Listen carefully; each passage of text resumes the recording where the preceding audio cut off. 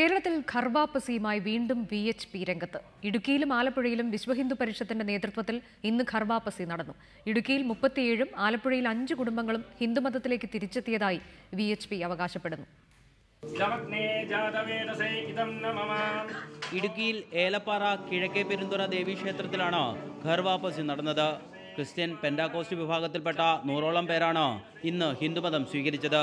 വിശ്വഹിന്ദു പരിഷത്തിന്റെയും ആര്യസമാജത്തിന്റെയും നേതൃത്വത്തിലാണ് ഖർവാപ്പസി നടന്നത്. ആരെയും നിർബന്ധിച്ചല്ല ഹിന്ദുമതത്തിലേക്ക് തിരിച്ചെത്തിച്ചതെന്ന് ഭാരവാഹികൾ പറഞ്ഞു. അവർ സ്വന്തം ഇഷ്ടപ്രകാരം ഹിന്ദുമതത്തിൽ സനാതന ധർമ്മത്തിലേക്ക് തിരിച്ചു വന്ന ഒരു പുണ്യമുഹൂർത്തമാണ് ഈ നിമിഷം. കഴിഞ്ഞ മാസം ഖർവാപ്പസി നടന്ന കായംകുളം വാർണപ്പള്ളി കിഴവൂർ യക്ഷേമ ക്ഷേത്രത്തിലാണ് ആലപ്പുഴയിൽ ഇന്നും ചടങ്ങുകൾ നടന്നത്. മാവേലിക്കര ചെട്ടുകുളങ്ങര സ്വദേശികളായ 27 പേരാണ് ഹിന്ദുമതത്തിലേക്ക് തിരിച്ചെത്തിയത്. ക്രിസ്തുമത വിശ്വാസികളായിരുന്ന ഇവരുടെ പൂർവികർ ഹിന്ദുമത വിശ്വാസികളായിരുന്നുവെന്നും VHP നേതൃത്വം പറയുന്നു. വിശ്വഹിന്ദു പരിഷത്തിന്റെ ചെങ്ങന്നൂർ ജില്ലാ കമ്മിറ്റിയുടെ നേതൃത്വത്തിലായിരുന്നു ചടങ്ങുകൾ.